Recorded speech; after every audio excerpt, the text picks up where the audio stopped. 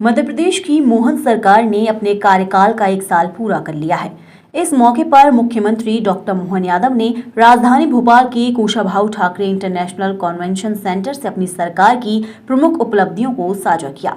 उन्होंने बताया कि इस 1 साल में जन कल्याण के लिए समर्पित किया है। मुख्यमंत्री ने कहा कि राज्य में विधानसभा चुनाव में भाजपा ने 7 में से 6 सीटों पर जीत हासिल की है। सीएम ने प्रधानमंत्री नरेंद्र मोदी द्वारा नदी जोड़ो योजना को साकार करने के प्रयासों का भी उल्लेख किया। उन्होंने बताया कि केन बेतवा परियोजना का शिलान्यास अटल की जयंती 25 दिसंबर को होगा, जिसमें बुंदेलखंड क्षेत्र की तस्वीर बदलेगी और प्रदेश के 11 जिलों को इसका लाभ मिलेगा। इसके अलावा पार्वती काली सिंध चंबल परियोजना का काम भी शीघ्र शुरू होगा, जो श्योपुर से आगर तक 11 जिलों को लाभान्वित करेगा। सीएम ने कहा कि इन नदियों के जुड़ने से इन क्षेत्रों की तकदीर बदलने वाली है। मुख्यमंत्री ने डॉक्टर मोहन यादव ने ये भी बताया कि राज्य में 70,000 करोड़ रुपए की लागत से नदी जोड़ने की परियोजना पर कार्य तेजी से चल रहा है। इसके माध्यम से जल का सही उपयोग सुनिश्चित किया जाएगा। इसके साथ ही उन्होंने कहा कि मध्य प्रदेश में 1980 के बाद से श्रद्धालु शिप्रा नदी में स्नान नहीं कर पाए, लेकिन अब सरकार बारिश के जल को डैम बनाकर संग्रहित कर शिप्रा जल का स्तर बढ़ाएगी ताकि श्रद्धालु यहां स्नान कर सके। सीएम ने यह भी बताया कि सरकार ने मजदूरों और प्रशासन के बीच उलझन सुलझाने के लिए साइबर तहसील प्रणाली शुरू की है, जिससे संपत्ति का नामांतरण और रजिस्ट्री का कार्य आसान होगा। इसके अतिरिक्त सरकार सिंचाई सुविधाओं को बढ़ाने के लिए प्रयासरत है और किसानों को पानी की उपलब्धता सुनिश्चित करने के लिए नदी जोड़ो अभियान चला रही है। साथ ही सरकार 1 लाख किसानों को सोलर पंप उपलब्ध कराएगी ताकि बिजली की समस्या का समाधान हो सके।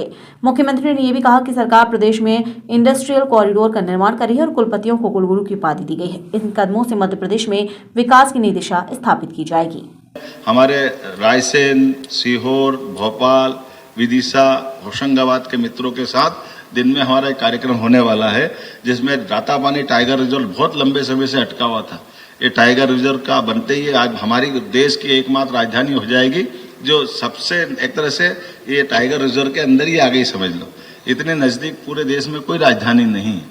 मुझे इस बात का संतोष है। हमने इस पे भी काम किया है और इसके बाद ये 8वां टाइगर रिजर्व बना और 9वां हमारा माधव टाइगर रिजर्व बनने वाला है, जिसकी भारत सरकार ने औपचारिकता कर दी है। हमारा भी अधिसूचना जारी हुई है, एक थोड़ी प्रोसेस बची है, तो इसी के 15-20 दिन में एक बड़ी चीज हो जाएगी।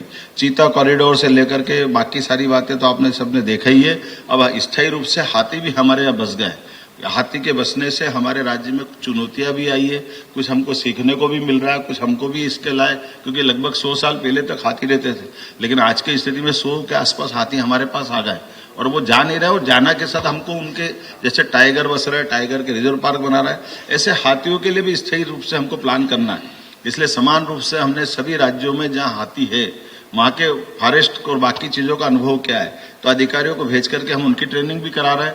मैं स्वयं भी जनवरी में काजीरंगा जो असम का पार्क है, मैं वहां खुद जाने वाला। मेरी मुख्यमंत्री से बात हुई है कि हम एक ठोस समाधान निकालें ताकि ये जो मानव और हमारे हाथियों के संघर्ष से कम हो सके और कुल मिलाकर के स्थायी रूप से हम इनको बसाएंगे तो इन व्यवस्थाओं पे आने वाले समय में इनकी संख्या भी बढ़ेगी।